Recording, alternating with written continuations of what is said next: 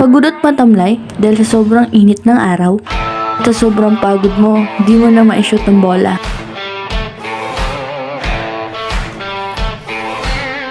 Buti na lang may Coca-Cola.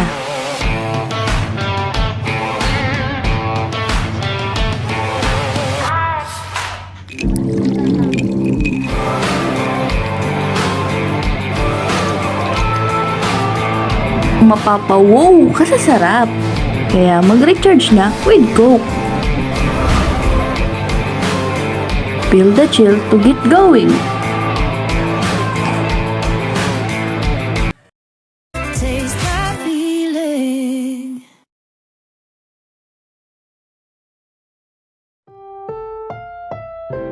Ang susunod na programa ay rated G. Ito ay pwede sa lahat ng manonood.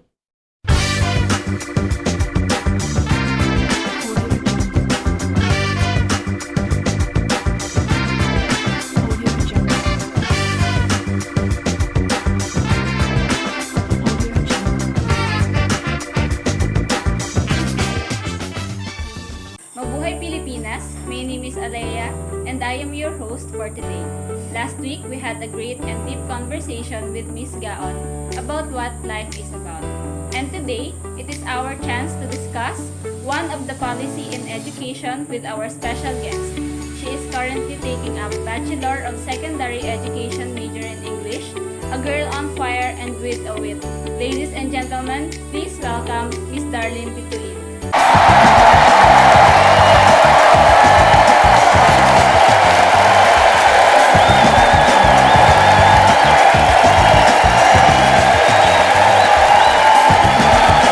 Hi Miss Darlene, welcome to this new set of questions for today. Thank you, Aleia. I've been waiting for this moment and I am so happy to be here with you and to all of your viewers out there. A pleasant day to all of you. So before we start, I'd like to thank you for accepting our invitation. We are so glad that you're here with us today. Thank you, Lei. So how do you feel today?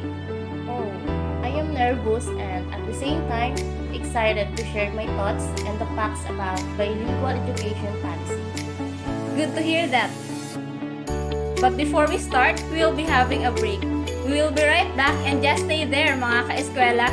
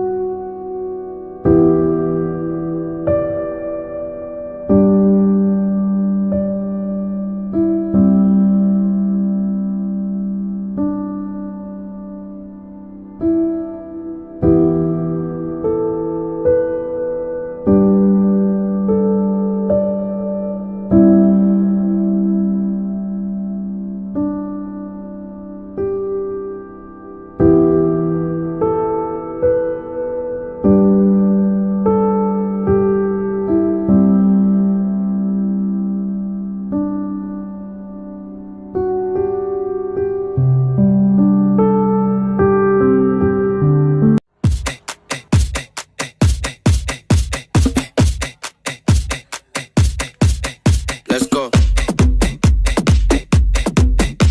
Come on.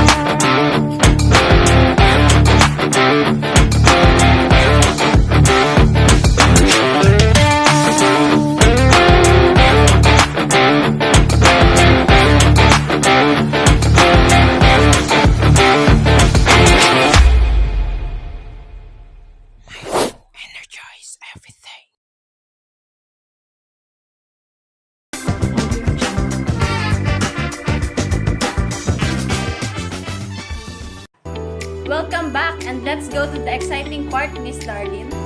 We have here a few questions about the Bilingual Education Policy. Are you ready? Yes, I am. So here's your first question. How is or was the language policy being enacted in schools?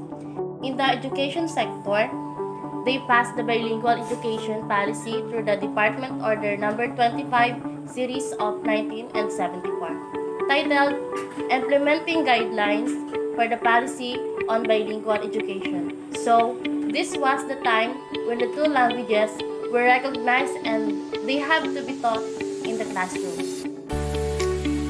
They have been to be introduced to children. They have to learn how to speak Filipino, not just English language. The guideline states that English is used as medium of instruction for science, mathematics, and technology subjects. On the other hand, and the use of Filipino as medium of instruction for all other subjects in the elementary and high school levels. Wow! Thanks to that kind of information about bilingual education. Now, let's proceed to the next question. What are the language issues associated with the language policy? The first issue I can think of is the inconsistency of this language policy. We can fully agree that all schools are with us in implementing this policy. For example, some schools are so focused with students speaking English only in campuses. Second is the staff and skills present in the field. One of the goals of bilingual policy is for students to be competent. If so, we also might need competitive foundation of this. Thank you for the fruitful answer. Are you ready for the next question?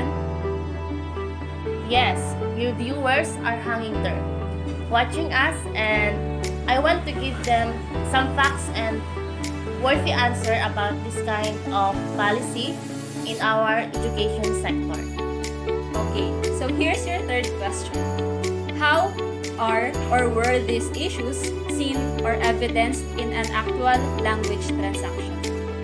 Well, as we can see now, children who speak the English language fluently seem to get more praises and admiration. However, though it really is a proud moment for the teacher and student, those who find it hard to express their thoughts in English feel inferior, thus making the English language superior to the Filipino language and making children feel embarrassed at some point, a kick of anxiety, and then again, the competence among educators. The students are witnesses of their own. And for our last question, do you agree or disagree with the policy? Please explain your answer. I agree with the bilingual education policy. This policy has an ultimate goal, which is to achieve competence in the two languages, not only English language.